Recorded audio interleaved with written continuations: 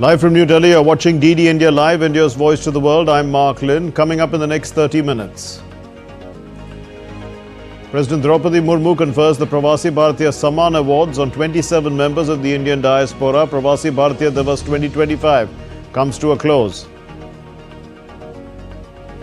US President-elect Donald Trump to be sentenced in the hush money case. He says he's going to appeal against the order. Wildfires continue to burn in Los Angeles. Thousands of homes devoured. Death toll rises to 10.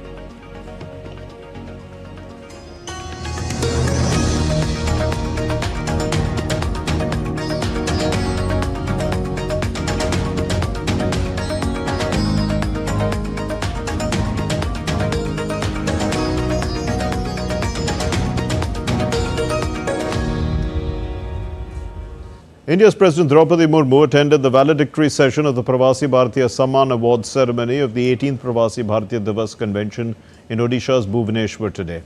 She conferred the Prasar Bharati Samman Awards 2025 upon 27 members of the Indian diaspora to recognize their achievements and to honor their contributions in various fields in India and abroad. Addressing the event, India's president said that our vision for Viksit Bharat aligns with our growing stature on the world stage, particularly as a leading voice for Global South. Our vision for Viksit Bharat aligns with our growing stature on the world stage, particularly as a leading voice of the Global South. It is guided by our timeless philosophy of Vasudhaiva Kutumbakam, or the world is one family. This vision is about creating an ecosystem that not only meets our needs but also contributes to global well-being. We seek to be a nation that balances economic progress with social justice and environmental stewardship, ensuring a bright future for generations to come. Each one of you, whether through entrepreneurship, philanthropy, or knowledge sharing, will play an essential role in achieving this vision. In the United States, President-elect Donald Trump is set to face sentencing today after the Supreme Court of the United States denied his last-minute appeal on Thursday to halt proceedings in his hush money case. And the court noted that the judge who presided over this hush money case has already said that he plans to impose a sentence of unconditional discharge, which does not carry any jail time, fine or probation. Trump is scheduled to be sentenced in Manhattan at around 9:30 p.m. Indian Standard Time. That's about 14:30 GMT on Friday. He has been convicted by a New York jury in May of 34 counts of falsifying business records to cover up a hush money payment to the adult film actress Stormy Daniels. Trump's attorney claims that the immunity from prosecution granted to a sitting president should be extended to a president-elect. The Manhattan District Attorney, Alvin Bragg, rejected their arguments, saying that Trump was a private citizen when he was charged, tried and convicted. Trump is the first former U.S. president to be convicted for a crime and will be the first convicted felon to serve in the White House. And after the ruling, Donald Trump told journalists that he respects the court's opinion. Trump termed the ruling as an attack on himself by a political opponent, and the U.S. president-elect said that he will be appealing this case and expressed confidence that the justice is going to prevail. As you know, I'm under a gag order from a judge. This is the first. This was an attack of a political opponent. I'm the first president and probably one of the first candidates in history that's under attack with a gag order. And I respect the court's opinion. I think it was actually a very good opinion for us because you saw what they said. But they invited the appeal, and the appeal is on the bigger issue. So we'll see how it all works out. I think it's going to work out well. Denmark acknowledged that it had long neglected the defense of Greenland, a vast and strategically important Arctic island, after President-elect Donald Trump said acquiring the Danish sovereign territory was vital for U.S. security. The Danish Prime Minister Mette Frederiksen has briefed political leaders on Trump's renewed interest in Greenland, having rejected his 2019 offer to buy it. He's not even in the White House yet, but his comments have rattled world leaders and created ripples in diplomatic corridors across the globe. Trump set off alarm bells when he refused to rule out military intervention to bring the Panama Canal and Greenland under US control. Denmark's prime minister said on Thursday she had reached out to US President elect Donald Trump following his remarks about taking control of Greenland. Denmark has said it is open to talks on US interest in the Arctic, but insists that Greenland belongs to the Greenlanders. We have also proposed a conversation between us. I don't think any concrete things will happen until the president elect is president. European leaders have also supported the sovereignty of the Arctic island that is an autonomous Danish territory. Russia has voiced concern for maintaining peace and stability in the region. Trump's statements triggered angry reactions in Panama. Hundreds of Panamanians marched on Thursday to mark the anniversary of a deadly uprising against U.S. control of the Panama Canal in 1964, with some protesters burning an effigy of President-elect Donald Trump, who has threatened to retake the vital global waterway. More than 20 Panamanians died during violent clashes across the country in January 1964. The incident is regarded as paving the way for the eventual transfer of the canal to Panama in 1999. The bloody past still dominates national feeling over the canal, and the same is getting more pronounced at a time of rising tension with Trump. Meanwhile, Canadian Prime Minister Justin Trudeau has said US President-elect Donald Trump's talk of possibly annexing Canada was a tactic designed to distract people from the impact of his proposed tariffs. Bureau Report, DD India. The US President-elect Donald Trump has said that Russian President Vladimir Putin wants to meet him and that a rendezvous between the two is likely to be arranged. President Putin wants to meet. He's said that even publicly. And we have to get that war over with. That's a bloody mess. Soldiers are being killed by the millions. I looked at some very graphic pictures yesterday. The soldiers that are being killed, you know, it's a flat field. The only thing that stops a bullet is a body. And reacting to Donald Trump's statement, Kremlin has said that progress on a Trump-Putin meeting is possible once Trump takes office. In Venezuela, opposition leader Maria Corina Machado has been freed. This is after she was detained leading a protest in Caracas on Thursday against the President Nicolas Maduro. Machado was detained after making her first public appearance in months to lead a mass protest in Caracas. The opposition leader had claimed that during the period of her abduction, Machado was forced to record several videos. This is what the opposition party has said. And government officials, including the Interior Minister of Venezuela, said that Machado's arrest was fabricated by the opposition in a bid to generate support for her movement. Dejaron correr por las redes que mienten.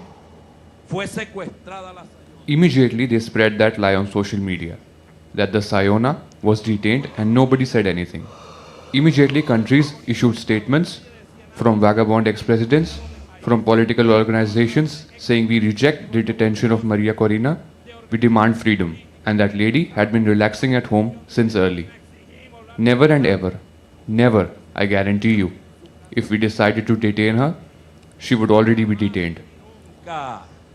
Jamás, miren, yo se lo garantizo, que si la decisión. Entrapped in an economic crisis with virtually no growth, Germany finds itself heading into snap elections at the end of February. These days, the major parties are starting their campaigns and the country's weak economy is front and center. Lars Holter is with Deutsche Welle and he joins me from Berlin. Lars, what are you hearing, about the political side of these current problems?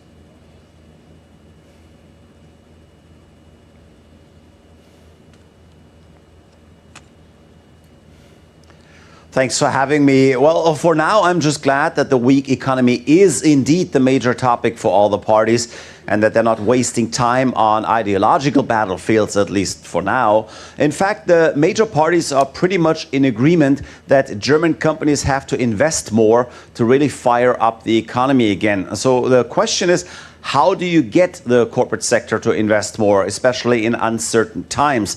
Now, there seem to be two ideas out there right now. The Social Democrats, that is the party led by still governing Chancellor Olaf Scholz, says that they want to pay out an investment subsidy to companies, obviously making it cheaper for them to invest. The idea seems to be that 10% of any investment in new plants or machinery would be paid by the government through a tax refund. The Green Party, by the way, they're the Social Democrats' coalition partner, is on the same page here. But then there's the Christian Democrats currently leading in the polls, and they are suggesting to just generally lower corporate taxes. Currently, they stand at around 30%, and that is, in fact, quite a bit higher than in other EU countries, and they want to bring them down to a maximum of 25%. Well, both these suggestions, Lars, seem reasonable. What are the pros and cons of each?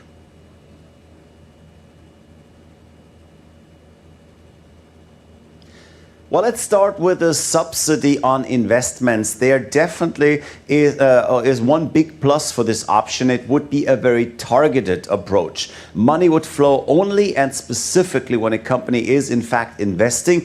And thus this is a form of subsidy that has a very direct effect. The problem, of course, such a program could be quite difficult to administer. It could lead to a hell of bureaucracy. And some say, in fact, it might subsidize investments that had already been planned. Anyway, which means we're throwing out money mostly to powerful companies, money that is obviously then not spent on other issues, including social programs.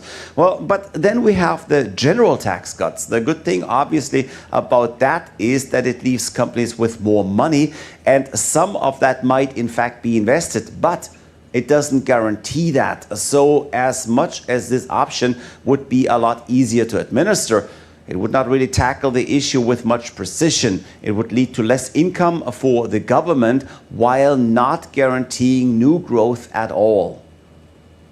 Well, as hopeful as these programs are likely to be for the business sector, you know, the big question is how are they going to be financed?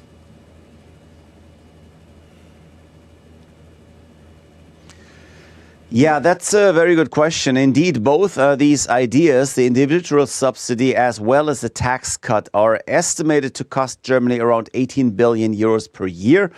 That begs the question how to pay for it. The Social Democrats are looking at raising taxes for rich individuals. The more conservative Christian Democrats have so far not said anything about financing their idea. So much for the cost of any solution to our general economic problem. But I think when it comes to the upcoming elections, the main question will be which of these options is more efficient and will lead to results.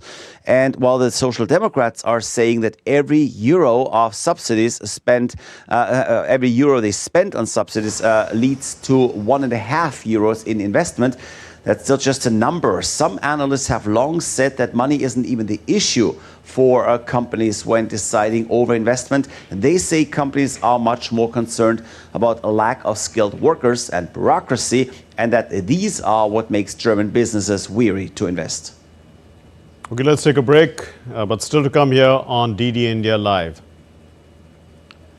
2024 was the first year that the world saw temperatures, above that 1.5 degrees pre-industrial level barrier.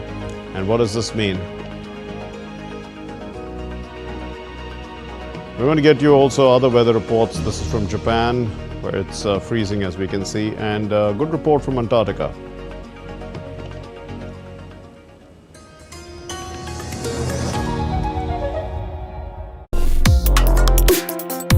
Complex issues, hidden agendas, twists and turns, strategic games.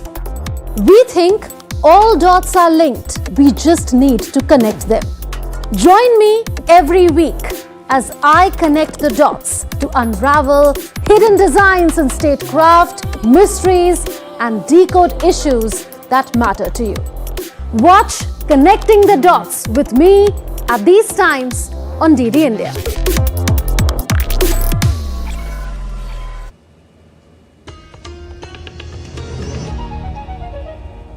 You're watching DD India Live. I'm Mark Lynn. Now, massive wildfires have engulfed whole neighborhoods and displaced thousands in Los Angeles, and these remain uncontained as of Thursday.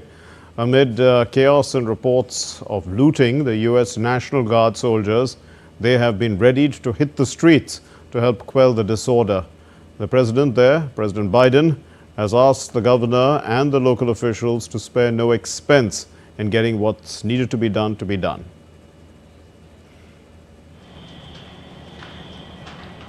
Los Angeles is a city on fire, and this time quite literally.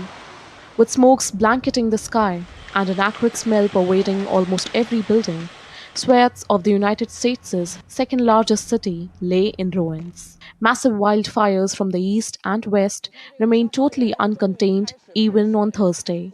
At least 10 people have been killed so far. Thousands of homes and businesses have been incinerated, and nearly 180,000 people have been ordered to evacuate their homes, with another 200,000 under evacuation warnings. Death toll is likely to rise as human remains detection teams would conduct house-to-house searches once it is safe. Like, it's a natural disaster, so we couldn't do nothing. As long as we're healthy, we're fine, we're alive, that's all that matters. Amidst the chaos, looting had broken out, with numerous arrests made. Around 400 U.S. National Guard soldiers are expected to be on site Friday. Local police is already patrolling evacuation zones. Further, a sunset to sunrise curfew has been declared in evacuated areas of Santa Monica, and police said more overnight curfews would be coming in the fire zones. We had a number of looting arrests throughout the entire county region. That is unacceptable behavior. Having additional resources, having the National Guard with us, which will augment those resources, will help send a stronger message, keep people out of the impacted areas so we don't continuously victimize the people who have already been victimized, who have lost their homes. The biggest blaze has ripped through over 19,000 acres of the upscale Pacific Palisades neighborhood, while another fire in the Altadena had torched 13,000 acres. US President Joe Biden has pledged extra federal funds and resources to help the state cope. So today I'm announcing that the federal government will cover 100% of the cost for 180 days. This is going to pay for things like debris and hazard material removal, temporary shelters, first responders' salaries, and all necessary measures to protect life and property. And folks, I want to underscore, I told the governor and local officials, spare no expense to do what they need to do and contain these fires and in their communities that have really been devastating. Experts estimate the damage and economic loss at $135 billion to $150 billion US, warning an arduous recovery and soaring homeowners' insurance costs.